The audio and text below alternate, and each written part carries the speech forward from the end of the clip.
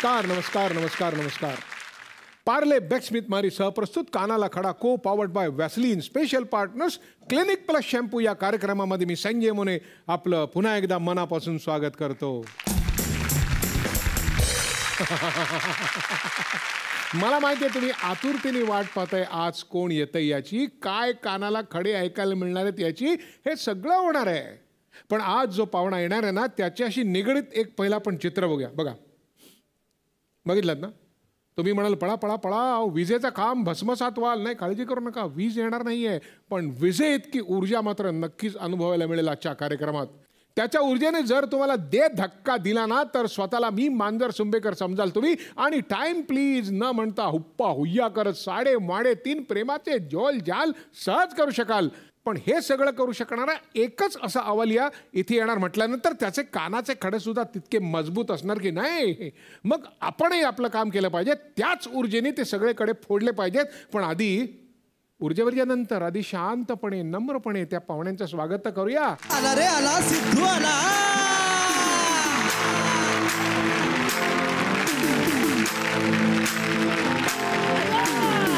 बनूंगा बनूंगा यार सबका बनूंगा, किसी को भी खांड पे हाथ रखने ना दूंगा. बनूंगा बनूंगा यार सबका बनूंगा, किसी को भी खांड पे हाथ रखने ना दूंगा. पिता मैं तो दूध पिता मेरे तरीके से जीता, पावर का हाउस बड़ा मैं. आया रे सिद्धू आया कानाला खडा मैं. आया रे सिद्धू आया कानाला खडा मैं. आया रे सिद्धू आया कानाला खडा में. आया रे सिद्धू आया कानाला खडा में.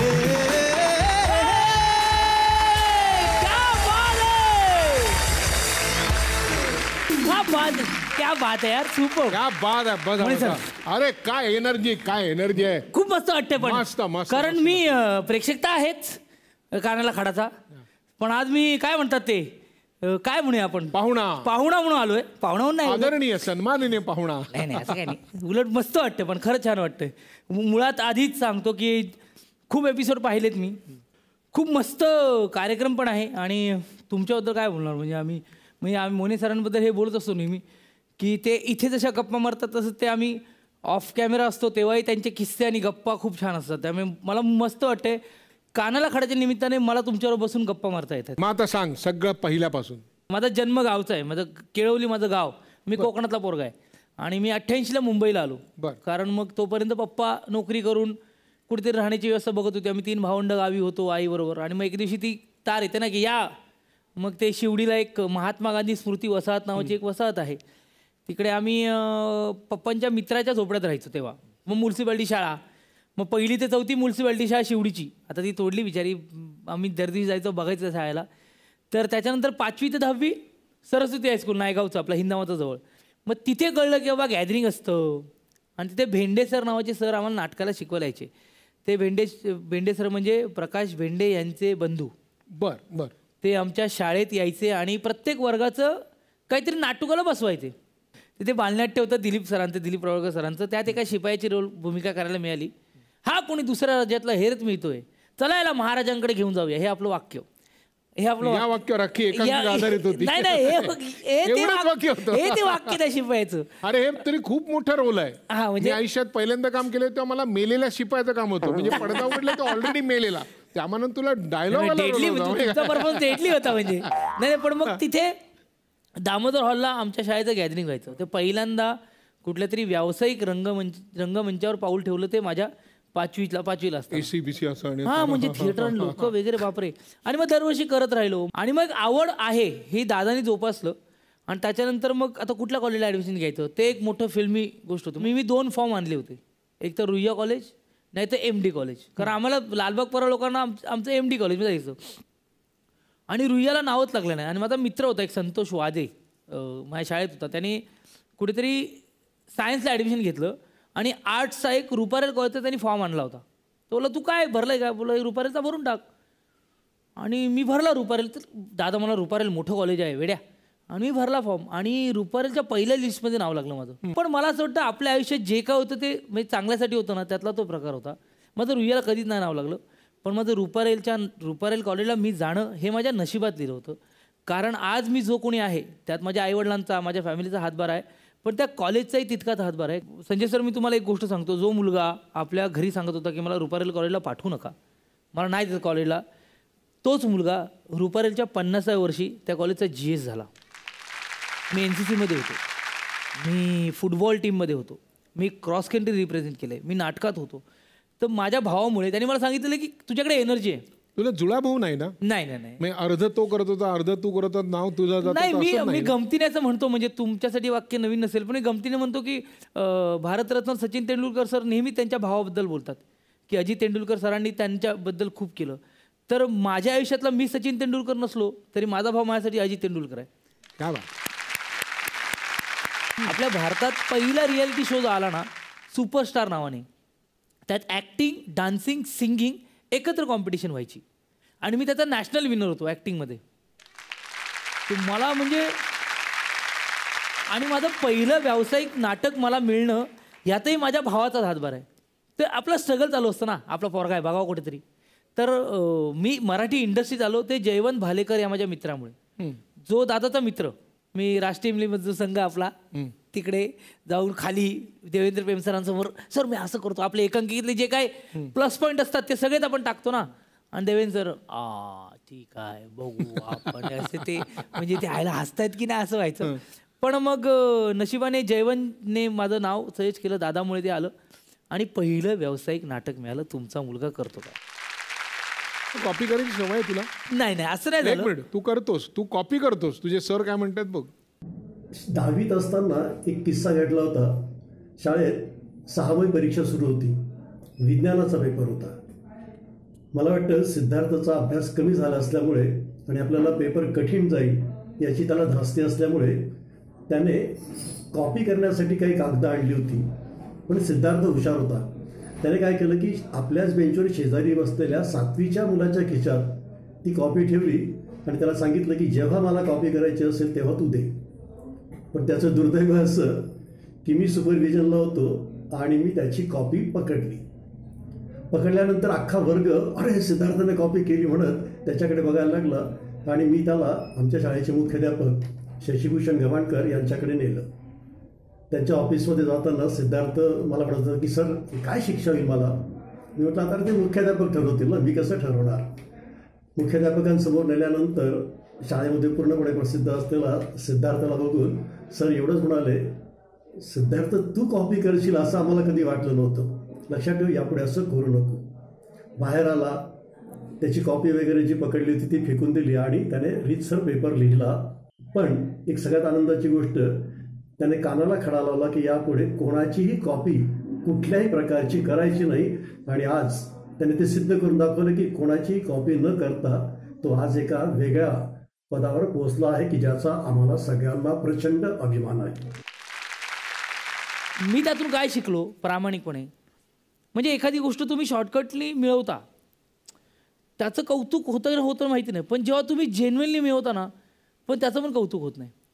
कारण असा छाप पडला की त्यानंतर मला एका विषयात चांगले मार्क पडले, पण असं विषय झाला की तू काय रे केली असशील असं होतं ते. तर मला ती गोष्ट कळली की भाई थोडा वेळ लागेल, थोडा जास्त वेळ लागेल, पण आपला एक प्रवास, आपला एक रस्ता पकडला ना तर मिळेल. बाकीचे जातील फास्ट फास्ट, तुझ्या स्पीडने जातील ना. प्रत्येकाच्या गाडीमध्ये एक पेट्रोल आहे, कोण झपकन जाऊन अर्ध्यावर थांबेल, तू हळूहळू पुढे जाशील.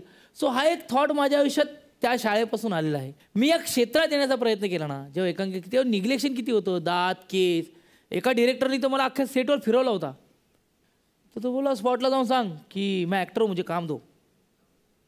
तर मी गेलो, मी आपल्या जाऊन ॲक्टर, आणि ते चलो बताते आपको बताते करून पाठवलं. नंतर मला असं रिअलाईज झालं की नाही, उन लोक टाईमपास चालला, त्यांचा टाईमपास चालू होता.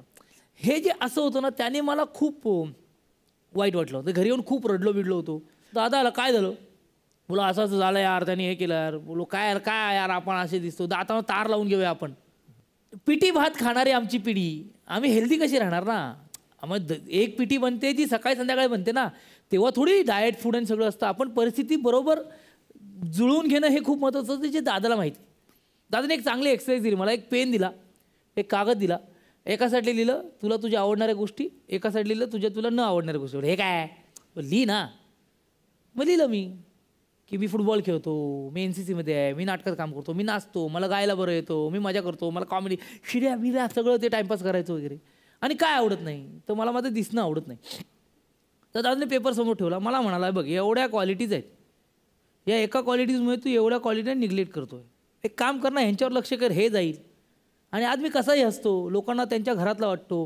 हे दात, हे केस, हे रुपडं महाराष्ट्रातल्या सर्वसामान्य घरातला पोरगा वाटतो, ते आपले पण मिळतं. सो हे कुठेतरी मला त्या गोष्टींनी रिअलाईज झालं. अरे आपल्याला काय दिसतं रे, काही 2-4 पोरं येतात भेटतात. बघितलं आमच्यातला सिद्धार्थ जाधव, जेव्हा जन्माला आलेलो तेव्हा असं वाटलं होतं की आपल्यासारखं कोणी असेल, पण आज अभिमानाने लोक सांगतात की ह्याला आम्ही आमचा सिद्धू बोलतो. मग मुलंच बोलायची का मुली बोलायच्या? मुली तर बघायच्या कुठं, मुलं बघ. आम्ही रुपारेल कॉलेज, आता हे असे हे घातलं ना सर, हे असे शूज मी माझ्या आयुष्यातली पहिली जीन्स पॅन्ट ही 13वीला घातली. मी 11वी फॉर्मल पॅन्टवर शूज घालून जायचो आणि त्याला खाली खिळे NCCचे कटक कटक कटक. रुपारेल कॉलेजला 2 आहेत, सायन्स बिल्डिंग आणि आर्ट्स बिल्डिंग आहे. मग आर्ट्स बिल्डिंगमध्ये बसून सायन्स बिल्डिंगच्या पोरी बघायच्या. ते पण शास्त्रोक्त पद्धती नॉर्मल ते बिचारे ते सगळे अभ्यासू एक चष्मा विष्मावाले आणि आपण बघायचं बाबा अरे मस्त अरे छान अरे गोड, आपलं काही हे नाही. मग त्यातली कोण कधी काय बोलली नाही ना. एकदा काय झालं आपलं इंग्लिश तुम्हाला माहिती आहे. ते गोड मुलगी होती बिचारी, तिच्या पायावर पाय पडला माझा. बरं नुसता पाय पडला का, तर खिळे असलेला अँकलेट तिच्यावर पडला. तर ती बोलली ओ, तर आता हिला आता ती इंग्लिश बोलली ना, तर मी पटकन बोललो आय नो धिस, म्हणजे मी हे केलं नाही, आय नो धिस, तू बाकी काय पुढे बोल. तर त्या पोरीला वाटलं आता ह्याला काय बोलावं, पण तिला जोरात लागलं असेल. सो मला असं वाटलं काय काय गोष्टी या कॉन्फिडन्स. तू घरी सोडायला गेलास की नाही त्या काळातल्या पद्धतीनुसार? कोण येणार आमच्यावर घरी सोडायला? नाटकातल्या मुलींना पण आम्ही कधी सोडायला गेलो नाही. नाही ठीक आहे आम्ही जाते वगैरे करून जायचे. कोणीतरी कॅन्टीनचा मुलगा आहे असं म्हटलं होतं का तुला? हो, विणाने मला सांगितलं, तेव्हा वाईट वाटलं होतं मला. ते मी त्याच मुद्द्यावर येत होतो संजय सर, की मला असं वाटतं आत्ता इथे बसताना त्या लोकांचं सगळं म्हणणं करेक्ट होतं, कारण तो त्यांचा पॉईंट ऑफ व्ह्यू होता. म्हणजे मला म्हणते एका तळ्यात होती बदके केली पिले सुरेख, होते कुरूप वेडे पिल्लू तयात येतं. बाबा तू आहेस, तो आधी मान्य तरी कर ना बाबा. तर मीही ते मान्य करत नव्हतो आणि त्यामुळे त्यांचं बोलणं मला जास्त लागायचं. पण मी तेच म्हणतो, जेव्हा ते वेलकमली घेतलं मी, आजही मला बोलतात ना ऐसा थोडी होता हिरो. तर राजू ठाकूर नावाचा एक को ॲक्टर आहे, तो नेहमी येऊन बोलायचा तू सच में मराठी में है क्या ज़्यादा पॉप्युलर. म्हणजे प्रामाणिकपणे ह्या स्टेजवर पहिल्यांदा बोलतो मी. पूर्वी काय करायचो मी ना, समजूत काढायला जायचो, नाही नाही असं नाही तसं नाही. आता मी एक थॉट काय घेतला आहे की मी ना 100 लोकांपैकी मी 40 लोकांना आवडतो असं, 60 लोकांना मी नाही आवडत. तर मी माझी एनर्जी 60 लोकांना आवडावा ह्याच्यात घालत नाही. जे 40 लोक माझ्यावर प्रेम करतात ना, त्यांना आणखीन कसे प्रेम करते याच्याकडे जास्त कॉन्सन्ट्रेट करतो. एक तळं होतं, त्यात बदकांची पिलं होती. बरं, काही सुंदर होती, बरं, काही कुरूप होती. हो, पण कुरूप पिल्लू कोणाला तरी सुंदर वाटतं की नाही? हो. ते कोणाला वाटलं? तृप्ती असेल, तृप्तीच असेल. तृप्ती आली आहे का? तृप्तीपेक्षाही तुझी एक आवडती मैत्रीण तुला येते भेटायला.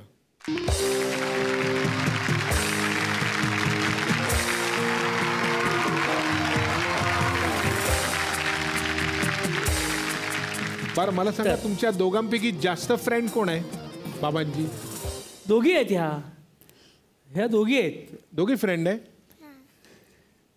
स्वराच्या वेळेला काय झालं, स्वरा जेव्हा झाली त्या दरम्यान मी एवढं काम करत होतो, म्हणजे मी सकाळी जायचो संध्याकाळी यायचो.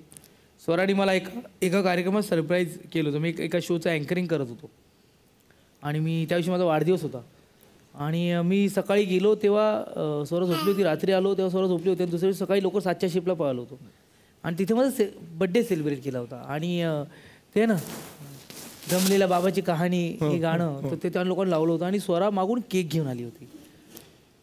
तू जर खारखुर केलं तर खावटा देईन तुला. तर तो माझ्या आयुष्यातला असा क्षण होता की सर मी पहिल्यांदा माझ्या मुलीला टेलिव्हिजनवर तर पाहत होतो, पण ना मी तिला जवळजवळ 1 आठवडा भेटत नव्हतो आणि ती येऊन मला केक घेऊन आली वगैरे. तर तो मुवमेंट माझ्या आयुष्यात खूप, त्यामुळे स्वरामाई तशी मैत्रीण आहे. आणि इराबद्दल म्हणाल तर मी स्वराला जेवढा वेळ देऊ शकलो नव्हतो त्यापेक्षा डबल वेळ मी इराला देतो. म्हणजे आमच्या तिघांचं खूप त्रांगडं आहे. म्हणजे ही सांगेल तिची 3 मुलं आहेत, कारण आमची गट्टी टाइमपास धमाल हे सगळं चालतं आहे ना. अरे कशी आहे तू? तसं सगळं आहे आमचं. म्युझिक वाजू तुझ्यासाठी, म्युझिक थोडं. म्युझिक चालेल बघ ते पण तुम्ही माऊली लावणार माऊली लावा. मग मी तुम्हाला चॉकलेट देणार. बोल माऊलीचं गाणं बोल. एवी तुझ्यात फिरता माझी दारिणीच ओळखटाय माझी बंडीची माय माझी पंढरीची माय माऊली माऊली क्लॅप करा माझ्यासाठी. हा क्लॅप करा. काय काय कानाला खडे लावले त्याच्या बाबतीत? तुमचा शो आहे, सांगा आता. काय मी काय बोलणार. तर शॉपिंग आम्ही केली तर फक्त त्याची करतो, बाकी मुलांची आणि माझी जर असेल तर ती वेगळी असते. मी खूप एक्सायटेड असतो. जे पुतळे असतात ना बाहेर ठेवलेले, त्यांना कॉम्बिनेशनमध्ये कपडे घातलेले असतात ना, मग मला ते आवडतात. मला आपला रंग काय ना जीन्स टी शर्ट जॅकेट हे घेऊया. बरं ते पुतळ्याला चांगलं वाटतं, तुला नाही वाटत, ते कळत नाही. एक्झॅक्टली. मग ते घातल्यानंतर वाटतं की नको एवढं काही खास नाही, नाही घे असं असतं ते. मला वाटतं अशी आयडियोलॉजी असणारी एक मुलगी आपल्या आयुष्यात असावी की ती म्हणतो तुला जर म्हणजे तू त्या टॅगचा विचार करू नको, किंमत एवढी आहे का पहिले आपण किंमत बघतो मग कपडा बघतो. ती म्हणते जर तुला तुझ्यासाठी घ्यायचं असेल, ते वर्थ असेल तर तू घे, कारण तुझी किंमत त्याच्यापेक्षा जास्त आहे. आमचं लग्न झालं, मी तेव्हा शूटिंग करत होतो. यांचा काही नेम नाही नव्हतं शूटिंग सिनेमाचं. एके दिवशी मला केदार सर म्हणाले की आज पॅकअप होईल ना 5 वाजता, डायरेक्ट परवा शूटिंग आहे. मी तृप्तीला फोन केला, तृप्ती तू ये. मी 5:30ला घरी पोचलो आणि मग ये बोललो तू. आता मी बाहेर गॅलरीत वाट बघतो, आता येईल मग गाडी स्टार्ट करू जाऊ. 5:30 झालीत ना, आता ही येईल की तिला 6:30ला तरी येईल. तर मी बोललो थोडं पडूया, 6ला उठू. मी उठलो दुपारी 2ला आणि सर्वरून उठलो. मी जायचं होतं ना, मी बाहेर आलो तो एक माणूस क्या कैसा है तू रे, तुम्हारा बीवी आके गया ठोक के गया, किधर जा तू कैसा. मी पहिला उठून फोन केला, बोले ये माझी बोल नको तू, माझी बोलायचं नाही तू. मग दरवाजा ठोठावून जाग आली मी पिचकारी मारली अक्षरशः, पण तो काय हलेच ना, काहीच करे ना. शेवटी मग मी कंटाळून निघून गेले. तेव्हा एक चुकलं तुमचं. तो उत्तम नर्तक आहे, तर पिचकर तो होली है असं म्हटलं नाचायला लागला असता, मग तो जागा झाला असता. इथून पुढे लक्षात ठेव. याच्या पुढे तो लय संजय सर. तेव्हा ना जबाबदारी माझ्यावर होती. मी नळ सकाळी 6ला पाणी मी भरायचो घरात, पण 5:30ला पाणी यायचं ना, तर ना खालून ते झुरळं यायची म्हणून त्याच्यावर उलटी वाटी ठेवली होती, झुरळं येऊ नये म्हणून. नळ चालू केलं की आपण उठतो ना, बरं सिंगल रूम किचन ना तेव्हा. आणि मी उठलो आणि मी उठलो तर माझ्या अंगाला पाणी लागत होतं. तर पाणी काय लागतंय, तर उठलो तर अख्खं घर पाण्यात होतं. उठलो डायरेक्ट पाण्यात. बघतो तो अख्खं पाणी, TV पाण्यात, तो नळ चालू, किचनचं गॅस बी सगळं पाण्यात गेलंय. आणि एक माणूस आला खालचा, दरवाजा ठोकतोय, तुमको अकल आहे बिकल आहे. तर दरवाजा ठोकला तर तुमको अकल. तर तेव्हा मला नुकतंच काहीतरी काम चालू, त्याने ओळखलं मला. तुमको काय कैसाच होता है तुम. अरे नीचे पाणी आ रहा है. आणि नंतर आम्ही दोघं, ते सुपडी असते सुपडी, त्यांनी वो तुम्हारा बीवी आके गया बहुत भड़क के गया उधर, वो ऐसा करो मग ऐसा. मग तो माझ्या घरातलं पाणी काढतोय त्या सगळं साफसफाई करून. पण असे म्हणजे झोपेचे किस्से माझे. मला खोलीत पाणी, त्यात तुझ्या काळजाचं पाणी ती ओरडली म्हणून. आपण म्हणतो ना की आपण जेव्हा आयुष्यामध्ये काहीतरी बनतो किंवा बनायच्या प्रयत्नात असतो, तेव्हा आपले पालक, आपले कुटुंबीय, आपले नातेवाईक हे अत्यंत महत्त्वाचं भूमिका बजावतात. आपले शिक्षण, आपले संस्कार हेही असतात. त्याबरोबर दुसरं महत्त्वाची गोष्ट असते म्हणजे आपल्याला त्या वयामध्ये त्या वयाचे लाभणारे मित्र आणि मैत्रिणी. माझ्या आयुष्यातली खूप मोठी देण आहे माझ्यासाठी माझे मित्र. आणि रुपारेलचे नाटकातले मित्र सगळेच, म्हणजे दर्शन गिरीश डोके, अमित जठार, अद्वैत दादरकर खूप चांगला मित्र आहे माझा. चांगला मित्र म्हणण्यापेक्षा मी त्याला गमतीने चादरकर म्हणतो. अरे चादरकर. पण ब्रिलियंट ॲक्टर. वीणा दामकर, हे सगळ्याच लोकांनी खूप व्यवस्थित समजून घेतलं मला. पण मी या मित्रांना काहीच तुझ्याबद्दल कानाला खडे लावायची जागा ठेवली नाही असतो. नाही असेलही, पण तेव्हा आपला उत्साह असा असतो ना. बघूया काय असेल का काय ते, तर बघूया काय म्हणतात ते नेमकं. कोण आहे. नमस्कार, सिद्धार्थ कुमार जाधव. मी मुद्दामून या एनर्जीला बोलतोय कारण माझ्या आयुष्यातला हा सिद्धू नावाचा जो माणूस आहे तो सगळ्यात एनर्जेटिक माणूस आहे माझ्या आयुष्यातला. तरी सिद्धूने खूप गरिबीत दिवस काढले. अतिशय लहान घरात तो राहायचा. मला त्याचं घरही आठवतंय. मला त्याची आई आठवते. खूप प्रेमाने खायला देणारी, खूप प्रेमाने आशीर्वाद देणारी त्याची आई आठवते. खूप गरिबीत पुस्तकं नसताना सुद्धा अभ्यास करून डॉक्टर झालेला त्याचा मोठा भाऊ सुद्धा मला माहिती आहे. आणि हाच सिद्धू म्हणजे जेव्हा बसचं तिकीट, वडापाव आणि चहा या 3 गोष्टींसाठी जेवढे पैसे असतील तेवढे पैसे खिशात घेऊन फिरणारा सिद्धू सुद्धा मी पाहिलाय. आणि यशवंत नाट्यसंकुलाच्या खाली दादऱ्या मी गाडी घेतली असं म्हणून स्कोडा दाखवणारी, ती गाडी दाखवणारा सिद्धू सुद्धा मी पाहिला. मला असं वाटतं की नेहमी म्हणजे त्या कॉलेज लाईफमध्ये सिद्धार्थने कुठल्या गोष्टीसाठी कानाला खडा लावला असेल तर ते म्हणजे राजकारण. कारण तो GS जेव्हा होता तेव्हा बरेच काही गोंधळ झाले होते कॉलेजमध्ये असताना. आणि कारण मुळात हा मनाने स्वच्छ माणूस आहे सिद्धू. त्यामुळे राजकारण किंवा लोकांना मॅनेज करणं या गोष्टी काही त्याला कधीच जमणार नाहीत आणि त्या फंदातही सिद्धूने पडू नये. त्यामुळे मला ठामपणे असं वाटतं की कॉलेज लाईफमध्ये बाकी सगळ्या गोष्टी सिद्धूने मनापासून एन्जॉय केल्या, पण राजकारण या बाबतीत मात्र त्याने कानाला नक्कीच खडा लावला. एक खरा मित्र इतकं परखड, खूप खूप मस्त, बाजूचंही बोलू शकतो आणि बरोबर नाही. उलट त्यांनी खूप छान म्हटलंय. म्हणजे संजय सर, ज्या वेळेला मी GS झालो होतो किंवा ज्या प्रोसेसमध्ये झालो होतो की कसं असं की कोणाला तरी हे करण्यासाठी कोणाला तरी उभं करावं लागतं. आणि ते मी त्या प्रोसेसला गेलो नाही. माझा आनंद हा होता की मी रुपारेलच्या इतिहासात जो सुवर्ण अक्षराने लिहिला जाईल त्याच्या 50व्या वर्षी मी GS आहे. पण ते राजकारण मात्र मला खरंच नाही जमत आणि त्या मी गोष्टीत पडलोच नाही कधी. आता दोघांमध्ये आपण खेळूया एक रॅपिड फायर राऊंड. मी दोघांनाही प्रश्न विचारणार आहे आणि त्याच्यामध्ये ज्याचे जास्त प्रश्न बरोबर येतील त्याला एक गिफ्ट हॅम्पर मिळणार आहे व्हॅसलीनकडून. सिद्धार्थची आवडती हिरोईन कोण?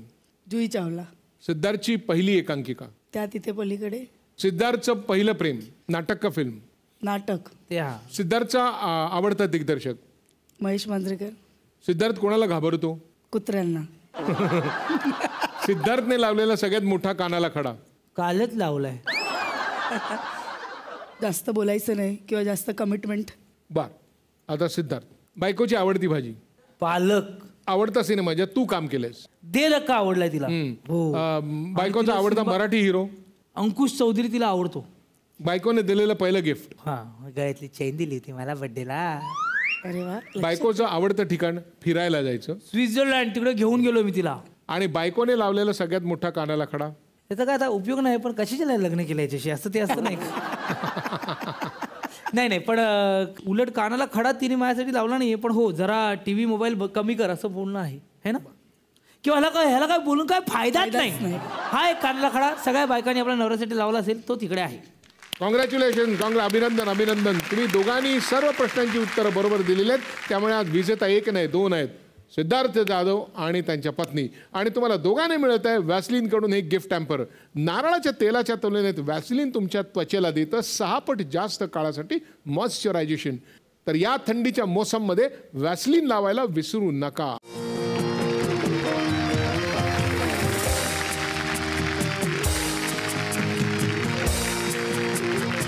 धन्यवाद तुम्ही इथे आलात त्याबद्दल. पण इथे असं नसतं, व्हा समोर. आपण पुढे खडे आहेत ते बघणार आहोत. बाय.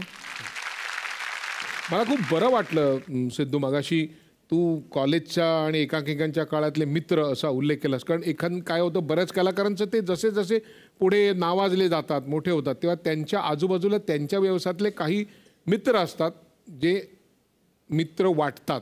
त्या काळातले तुझे 2 मित्र आपण येतात तुला भेटायला. अरे हां.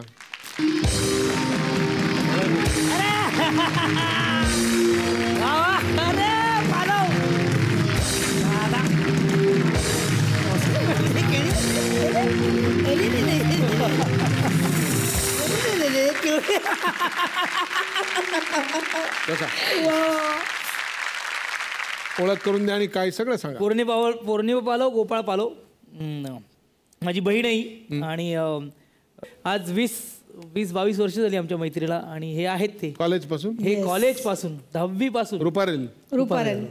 आत्ता खरी रुपारेल रियुनियन आहे. पण मी तेच म्हणालो की तो जो गोपाळ असतो प्रत्येकाच्या आयुष्यात तो हा गोपाळ आहे. आणि हा मी जो बसलो आहे त्यात ह्या दोघांचा आणि ते प्रत्यक्षरित्या उभे नसलेले माझे सगळे रुपारेलचे मित्र त्यांचा आहे. आणि खूप मस्त वाटते. पूनमबद्दल सांगितलं, माझा बड्डे यांनी सेलिब्रेट केला होता. हमटी डमटीचं आपलं कट्ट्यावरती हॉस्टेलच्या आपल्या माझ्यासाठी केक येस.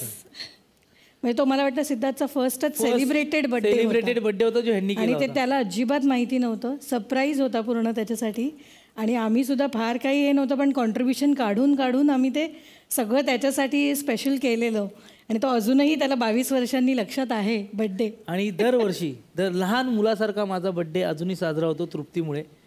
23 ऑक्टोबरला जेव्हा मी मुंबईत असतो तेव्हा माझ्या घरी हे सगळे येतात त्याच उत्साहात. 20 वर्षाच्या तसाच केक आणला जातो माझा आणि केक कापला जातो. त्या टोप्या घालून आम्ही दरवर्षी बड्डे सेलिब्रेट करतो. याच्या छोट्या छोट्या गोष्टींना आम्ही पण शिकलो. मग आम्हाला त्या आवडत नव्हत्या. काय म्हणजे जसं ट्रेडिशनल डेला कॉलेजच्या हा पोतराज बनून आलेला चाबूकवाला. म्हणजे याच्या शेजारी आम्ही रेग्युलर सदरा जब्बा घालणारे किंवा कधीतरी धोतर नेसून वर सदरा ओढणारी मुलं, याच्याबरोबर आम्ही कसं उभं राहायचं याची आम्हाला लाज वाटत होती. म्हणजे ट्रेडिशनल डेला सगळे उंची वस्त्र घालून आलेले, म्हणजे भारदार नऊवारी साड्या छानपैकी हे वगैरे सगळं. आणि हा पोतराज बनून म्हणजे अक्षरशः खाली परकर सारखं घालून त्याला वेगवेगळ्या रंगाच्या ओढण्या लावून वरती उघडा. आणि तो असा भयानक मेकअप केलेला. म्हणजे पहिल्यांदा आम्ही त्याचं तो रूप असं पाहिलं, आम्हाला कधी वाटलं होतं हा असंही करू शकेल कॉलेजमध्ये. आणि या छोट्या छोट्या गोष्टीतनाच जो काही आज सिद्धार्थ जाधव तुमच्यासमोर आहे, कुठेही एकपात्री अभिनय स्पर्धा, मग कुठेही असू दे, मुंबईच्या कुठल्याही कानाकोपऱ्यात असू दे, एकपात्री अभिनय स्पर्धा बक्षीस मिळो अगर न मिळो, जाऊन तिथे हजेरी लावणं, त्यात सहभाग घेणं, हे त्याला गोष्टी जमल्या त्यावेळेला. आम्हाला वाटत होतं कशाला जातोस तिकडे, काय करायचं आहे, कर ना इथेच काहीतरी, कॉलेजमध्येच कर ना, ॲन्युअल्सला कर, कुठेतरी कर, असं आम्ही त्याला सजेशन द्यायचो. पण ते तो करत राहिला. आम्ही भंकसमध्ये एक सिगारेटचं थोटूक रस्त्यात पडलेलं एका मित्राने घरी जाताना याच्या खिशात ठेवलं. मला वाटतं ज्युनियर कॉलेजला आम्ही तेव्हा होतो SYJCला. याला माहिती नाही काहीच. हा घरी गेला, याने शर्ट काढून ठेवला घरी. याच्या वडिलांनी ते पाहिलं, याच्या खिशामध्ये सिगारेटचं थोटूक आहे. दुसऱ्या दिवशी हा जेव्हा कॉलेजला आला, त्याने मला येऊन सांगितलं, पहिलं दुसऱ्या दिवशी, गोपाळ, पप्पांनी पाहिलं सिगारेटचं थोटूक खिशात. पप्पा काल संध्याकाळपासून आजपर्यंत माझ्याशी बोलले नाहीत अजिबात. मी म्हटलं, अरे असं कसं, तू सांग त्यांना. त्या गोष्टीला 4-5 दिवस होऊन गेले तरी याचे वडील याच्याशी बोलत नव्हते. तर म्हटलं काय झालं, मी बोलतो काकांशी, असं मी त्याला म्हणालो. तर मला म्हणतो, नाही रे, त्यांचं काय कळत नाही मला, असं कसं काय झालं ते. मी म्हटलं मी बोलतो. शेवटी मी त्याच्या वडिलांशी बोललो, काका काय झालं, तुम्ही का बोलत नाहीत. ते म्हणाले, नाही आमचा अण्णा बोलतात मला त्याला घरी अण्णा बोलतात प्रेमाने वडील. आमचा अण्णा नको त्या संगतीमध्ये राहून नको त्या मार्गाला चालला आहे. म्हटलं काय झालं, आता तर नको ती संगत म्हणजे माझ्याबरोबर असतो तो, आणि आमचे हे असे 3-4 मित्र आहेत, तुम्हाला माहिती आहेत. नाही तो सिगारेट ओढायला लागला आहे, त्याच्या खिशात सिगारेट सापडली मला. म्हटलं काका बोललो तसं काही नाही आहे. एका मित्राने मजेमध्ये आम्ही कॅम्पसमधनं राऊंड मारताना अशीच त्याच्या खिशात ती सिगारेट टाकली आणि बोललो त्याची जबाबदारी मी घेतो, तुम्ही अजिबात काही काळजी करू नका. आणि त्या दिवसानंतर त्यांचा याच्यावरती विश्वास, म्हणजे असं झालं की हा असं काही करणार नाही, याला लोक असंच भंकसमध्ये हे करतात. आणि याच्या पुढे जाऊन असं त्यांना कुठे डाऊट आला की काय आमचा अण्णा आज उशिरा येणार आहे, काय तुमची पार्टी वगैरे आहे काय, तर ते मला विचारायचे. घरी त्याला बसच्या तिकिटीचे पैसे मिळायचे, पण जेव्हा तो सायकल आणायचा तेव्हा बसचे पैसे मिळत नव्हते, तेव्हा तो सायकलने यायचा. सायकलसाठी कदाचित हवा भरायला 3 रुपये 4 रुपये मिळायचे, त्याचे आम्ही कॅन्टीनमध्ये वडापाव खायचो. एक मिसळमध्ये खूप पाव असे असतात ना, ते निघेपर्यंत. कॅन्टीनमध्ये वडापाव खाल्ल्यानंतर जेव्हा सायकल पंक्चर झाली तेव्हा सायकलच्या हवेचे आणि पंक्चरचे पैसे त्याने वडापावला घातलेले आहेत. मग पंक्चर कसं काढायचं. आम्ही 3-4 मित्र पैसे आम्ही हे करून त्याचे पंक्चर काढून चालत त्याला प्लाझा थिएटरपर्यंत सोडायचो. पुढे तो जायचा, पुढे आम्ही आमच्या वाटेला. तुम्ही त्याला लहानपणी इतकी मदत केलेली आहे की नियतीने कानाला खडा लावला की पुन्हा त्याचे जुने दिवस त्याला कधी दाखवायचे नाही. 100%. तुमचं काय कानाला खडा. ते तसं होणार नाही. तसं काहीतरी असणार, मित्र म्हणून, कॉलेजमधला बहीण म्हणून काहीतरी असणार. एक म्हणजे त्याचं टीव्हीवरचं प्रेम, की त्याच्या घरी गेलं की किती टीव्ही आहेत घरात? टीव्ही राग नाही ऐका काय छान आहे ते मला टीव्हीवरचं प्रेम म्हणजे त्याला तर आवडतातच मूव्हीज बघायला सगळ्या. बरं तो घरी गेला की तितक्याच ह्याने तो दुसऱ्यांनाही दाखवत असतो की पूनम बस, ही ना फिल्म ऑस्कर जिंकलेली आहे, ही बघच. म्हणजे अवतार सिनेमा जो आला होता तो त्याच्या घरी आम्ही, मला वाटतं मालाडला आम्ही 31st गेलो होतो त्याच्या घरी. तर ह्या माणसाने मला रात्रभर झोपूच दिलं नाही. रात्रभर झोप आली की उठ हा सीन बघ, उठ हे बघे बघ. म्हणजे कधीही ह्याच्याबरोबर रात्र, आता आम्ही कधी, आता तर आम्ही कानाला खडा लावला, लवकरच जातो घरी. तर ही भेटल्यानंतर बोललो हे पिक्चर बघ, जेम्स कॅमेरूनच्या बायकोनी केलंय आणि त्याला अवतारला ऑस्कर नाही मिळालं, ह्याला असं करून. आता ह्यांना ते ऑस्कर सोड, तू आमच्याशी बोल. पण मला वाटतं की हे माझ्या आयुष्यात नवीन आलंय, ते तुम्हाला सांगावं. पण ती वेळ रात्रीची 2ची हे मला माहिती नव्हतं मला. अजून एक मित्र आहे, तो काय म्हणतोय बघूया. हाय सिद्धार्थ. काय दादा, कानाला खडामध्ये तू आहेस, खूप आनंद झाला. आज योग बघ सिद्धार्थ, संजय मोने सुद्धा रुपारेलचे आहेत, मी सुद्धा रुपारेलचा आहे, तू सुद्धा रुपारेलचा आहेस. त्यामुळे रुपारेलच्या सिनियर मोस्ट पर्सनने रुपारेलच्या मधल्या सिनियर माणसाला रुपारेलच्या सर्वात ज्युनियर माणसाला प्रश्न विचारला, जो आज हिंदी इंडस्ट्रीत सुद्धा सिनियर होऊ इच्छितोय, मोठा नट होऊ इच्छितोय, ज्याच्या जवळपास गेलेला असतो. याबद्दल तुझं सगळ्यात आधी अभिनंदन. कानाला खडाबद्दल 2 गोष्टी अशा सांगायच्या की मला असं वाटतं सिद्धार्थ कितीही मोठा झाला किंवा उद्या तो हॉलिवूडमध्ये दिसला, इंग्लिश फिल्ममध्ये दिसला, जो दिसेलच, इंग्लिश बोलायलाच पाहिजे सिद्धार्थ, त्यासाठी असं काही नाही, आपण काही पण तो कितीही मोठा झाला तर तरी तो त्याने कानाला खडा लावला असेल, तो कधीच एल्फिस्टन ब्रिजच्या खाली माझ्याबरोबर रात्री स्किट लिहायला येणार नाही किंवा एकांकिकेचं डिस्कशन करायला येणार नाही, चहा प्यायला येणार नाही, रात्री 2:30 वाजता जाऊया जरा चहा प्यायला वगैरे असं तो म्हणणार नाही. कारण मग त्याला पोलिसांकडून त्याचं पूर्ण नाव विचारलं जातं. आणि मग त्यामुळे तो एक सिद्धार्थच्या कानाला खडा असेल की दर्शन बरोबर कधीच रात्री अपरात्री लेखनाच्या कामासाठी बाहेर पडायचं नाही. असं तो काय किस्सा आहे तो तूच मोनींना सांग, म्हणजे मग एक त्यांनाही लक्षात येईल काय आहे ते. मी त्याला 11वी पासून ओळखतो, त्याच्यात एक अत्यंत वेगळा नट आहे जो तो कधी एक्सप्लोर करत नाही. ज्याच्या बाबतीत त्याने कानाला खडा लावलाय की मला माहिती नाही, पण मी सिद्ध्या बाबतीत कानाला खडा हा लावला की मी जर त्याच्याबरोबर सिनेमात काम करेन तर मी रेग्युलर विनोदी सिनेमात सिद्धार्थ बरोबर डायरेक्शन करणार नाही. मी सिद्धार्थला असं नाही डिरेक्ट करणार किंवा मी त्याला असं विनोदी रोल नाही देणार. मी कानाला खडा लावला की विनोद सोडून सिद्धार्थ बरोबर एक सकस सिनेमा देईन, ज्यात विनोद हा भाग असला तरी चालेल, पण तो अत्यंत उत्तम आणि महत्वाचा सिनेमा ठरावा सिद्धार्थच्या आयुष्यातला, असा मी सिनेमा सिद्धार्थ बरोबर करू इच्छितो. दुसरा कुठलाही करणार नाही, हा माझा कानाला खडा आहे. प्रियदर्शन जाधव एक मित्र म्हणून तर आवडतो, पण त्याच्याबद्दल प्रचंड रिस्पेक्ट आहे, कारण तो माझा सुपरहिट डिरेक्टर आहे. आम्ही गेलो रात्री 2:30 वाजता, स्किट लिहून झालेलं यूथ फेस्टिवलचं, आणि चहा मारायला जाऊ असं गेलेलो खाली आम्ही. आणि तो नुकताच कुठेतरी, मी हसा चकटफू आपली झी मराठीची सिरियल होती, कुठेतरी नुकताच असा दिसतो ना, अरे तो बघ असं वगैरे जरा चाललेलं पॅडीमुळे. आणि स्टेशनकडे जाणार इतक्यात राऊंडपवाल्यांची गाडी आली, त्यांनी असे उतरले सगळे, धाड सगळे उतरले. त्या बाजूला घ्या सगळ्यांना बाजूला घ्या, रे कुठे चाललं, कुठे चालला तुम्ही. आता काय तेव्हा म्हणजे तर 2003ची गोष्ट आहे ही. अशी केस, टाईट टी शर्ट, अंधेरी 50 रुपये. हां, अंधेरी 50 रुपये मिळायचे ना, अंधेरी 50 रुपये, 80ला 2, 50ला 1, असे ते टी शर्ट, हाफ पॅन्ट. आणि आम्ही चाललो, राऊंडपवाले आले, बाजूला घेता सगळ्यांना, अरे किती वाजले, कुठे फिरताय, नाव का तुम्ही, नाव काय. मग दर्शन त्याचं नाव सांगितलं, विनायक मुनिगेकरनी त्याचं नाव सांगितलं. मग मला विचारलं, हवं सगळं नाव का तुझं. Your sir Siddharth Kumar Ramchandra Jadhav. तसं काय तर ती साहेब पुढे बसतो ना, साहेब हवालदार साहेब उतरतात, साहेब पुढे बसतो ना तिकडे असा, आणि मला बोललो इकडे असे, असा ओएस लागला, इथे मी. काय नाव का तुझं. तर मला वाटलं बाबा कुठेतरी हसा चकटफूचा कुठेतरी एपिसोड पाहिला नसेल, तो ओळखेल आणि सोडेल, म्हणून मी आपला, सर मी सिद्धार्थ कुमार रामचंद्र जाधव. त्याने माझ्याकडे असं बघितलं, तू 2 दिवसापूर्वी आत होता का रे. सो पाणी झालं ना. बोललो नाही हो, आम्ही लॉचे स्टुडंट आहोत, आम्ही थोडं तुमच्या पापाच्या लॉला चावे पाळी असे पळालो आम्ही. दुसरी ती त्यांनी मला कॉम्प्लिमेंट पण दिली आहे आणि ऑफर पण दिली आहे ॲक्च्युली त्यांनी मला. त्या दोन्ही गोष्टींचा मी स्वीकार करतो, कारण दर्शनबरोबर काम करायची माझी पण लई इच्छा आहे. सो आज कानाला खडाच्या निमित्ताने मी कानाला खडा लावतो की लवकरात लवकर ये तू, म्हणजे तो खडा निघेल माझा आणि आपण एकत्र सिनेमा करू. तुम्ही इथे आलात त्याबद्दल आभार आपले.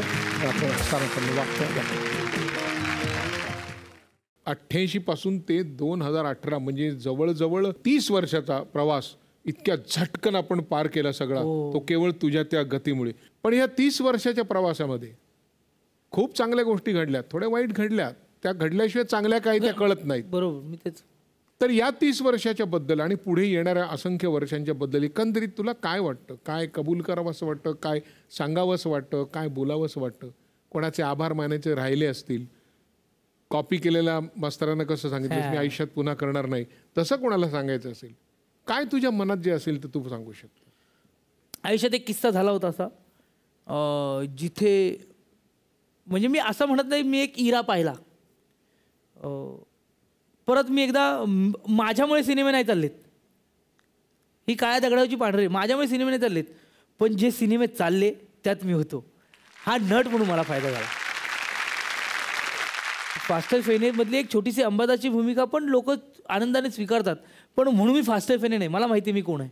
पण एक काळ होता जिथे मी आफ्टर दे धक्का म्हणूया आपण, दे धक्का नंतरचा की लोक डेटसाठी थांबायचे, माझ्यासाठी विनोदाच्या पलीकडे जाऊन सीन लिहिले गेले, सिनेमे लिहिले गेले. आणि 2013 ते 2017 हा काळ माझ्यासाठी खूप चॅलेंजिंग होता. पर्सनल लेवलला ठीक आहे, पण प्रोफेशनल लेवलला की मला सांगितलं गेलं की यार तू पिक्चरमध्ये आहेस. मग अचानक त्यांच्या तारखा बदलतात, मग ते अरे त्या तारखा नाही, आपण पुढे जातो.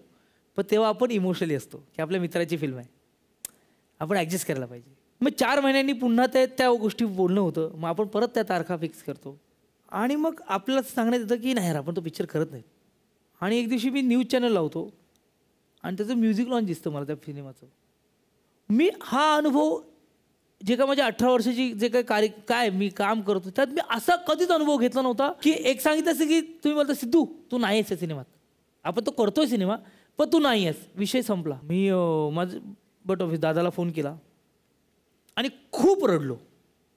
त्या काळात माझं नाटक आलं, मी टेलिव्हिजनमध्ये एक आपल्या झी युवाचाच एक शो करत होतो, जज करत होतो, पण मी ना स्क्रीनवर नाही दिसत होतो. मी पुन्हा नव्याने सुरुवात केली. मी आधीच सरपोतदारला भेटलो, मी त्याला बोललो माझ्याकडे आता काम नाही, मला काम करायचं आहे. मी महेश सरांशी तर बोलणं होतं काय चाललं काय चाललं. महेश सरांनी फोन केला, मी त्यांना फोन केला, सर कुछ नाही, काय नाही काम चाललं आहे. त्यांनी मला शिकारी नावाचा सिनेमा दिला. आदित्य म्हणाला की ठीक आहे फास्ट फेनेमध्ये एक रोल आहे, छोटा आहे, आपण करूया. आणि सर 27 ऑक्टोबर 2017 ते 28 डिसेंबर 2018 27 फास्ट फेने आला. मग 2018ला ये रे रे पैसा आला जो सुपरहिट झाला. त्याच्यानंतर माऊली आला आणि 2018ला 28 डिसेंबरला सिम्बा नावाचा हिंदी सिनेमा झाला जो सुपरहिट झाला. तर मला म्हणायचं आहे तुमच्याकडे पेशन्स आणि पॅशन असेल तर तुमच्या आयुष्यात तुम्हाला जे हवं ते मिळतं. आदित्य सरपोतदार, क्षितिज पटवर्धन, रितेश देशमुख सर, संजय जाधव, अमय खोपकर सर, महेश मांजरेकर, केदार शिंदे, प्रसाद कांबळी, रोहित शेट्टी, करण जोहर, जी माणसं आहेत ना त्यांनी मला जो धीर दिला आहे ना, म्हणून आत्ता मला विचारलं जातं, आता मला विचारतं काय आता 2019ला काय करणार. ह्या काळात मी फक्त एकच गोष्ट शिकलो, आता मी ठरवणार नाही मला कुठलं काम करायचं आहे.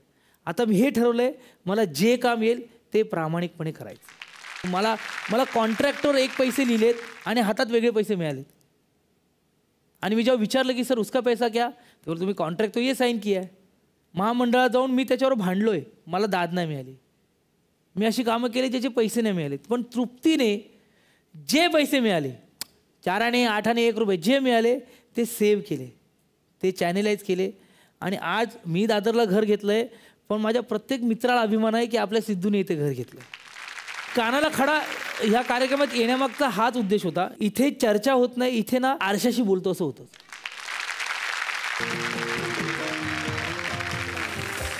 सिद्धू आज त्याच्या नेहमीच्या जोर्जेने आला, तसाच उत्साहाने बोलला आणि कानाचे खडे सुद्धा अगदी मोकळेपणाने स्वीकारले आणि पसवले.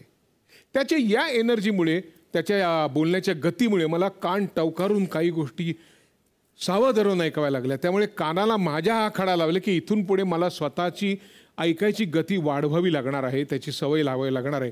तुम्ही आजच्या भागात किती खडे वेचले ते मोजा. मी घेतो निरोप. भेटूया पुढच्या भागात आपल्या कार्यक्रमात, ज्याचं नाव आहे पार्ले बेक्समिथ मारीसह प्रस्तुत कानाला खडा, को powered by Vaseline special partners clinic plus shampoo. इथेच थांबूया. राम राम. मी दत्तू मानसुंबेकर, मी शाहरुख मानसुंबेकर बनणार आहे. हो, मी चाललो मुंबईला ऑडिशनला. हो, मी ऑडिशनला जाणार ना, तर सकाळी 4ला उठली माझी म्हातारी. हो, माझ्यासाठी भाकर तुकडा बनवून दिला. जाताना तिच्या हातातली बांगडी काढून मला दिली. मी नग नग म्हटलं हे, पण म्हातारीने काय ऐकलंच नाही. इथं मुंबईला आल्यावर ती बांगडी विकावी लागली ना मला, काय प्यायचे वांदे. पण त्या बांगडीचं डिझाईन बघून ठेवलं मी. उद्या सुपरस्टार झालो ना की तशा 56 बांगड्या देईन मी माझ्या म्हातारीला. हे, ते आज माझं ऑडिशन आहे रामगोपाळ वर्माकडं, आणि काल रात्री माझी बहीण संगी मेली. मेली म्हणजे डेड, वारली. रोज माझं भलं व्हावं म्हणून देवळात जायची, माझ्यासाठी पूजा करायची. आज मी जाणार देवळात. विचारणार त्या देवळाला, ह्यो कुठला तुझा न्याय. हे मी मी मी संगीला बोललो होतो, संग्या मी सुपरस्टार झालं की तुझ्या काय आणू ग. तर मला बोलली होती दत्तू शेठ. मला दत्तू शेठ म्हणायची ती. संगी म्हणायची दत्तू शेठ. माझ्यासाठी लाल साडी आणा, श्रीदेवीने घातली होती तशी. आम्ही लहानपणी लय खेळायचो, डोंगरावर जातो माळरानावर खेळायला. उद्या मी सुपरस्टार झालो ना की त्या डोंगरा मारावर जाईन आणि वरती आकाशाकडे बोलीन, संगे तुझी लाल साडी आणली ग बहिणे. मला माहितीये वरतून एक आवाज येईल, साडीचं राहू दे दत्तू शेठ, तुझी तब्येत बरी आहे ना.